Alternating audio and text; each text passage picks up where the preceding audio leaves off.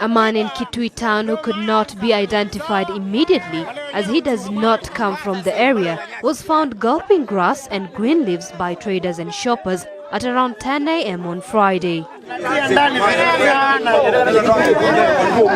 A large crowd immediately gathered to witness the bizarre scene, with some claiming that he had been bewitched.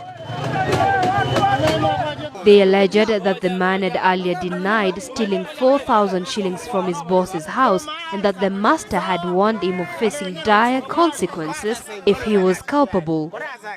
Alifanya kazi kwa mzee mwingine anaitwa Meo na akachukua pesa yake 4,000 na akuchukua akaulizwa pesa ziko wapi, akasema hajui, na huyo mzee akamwambia aende, akaenda.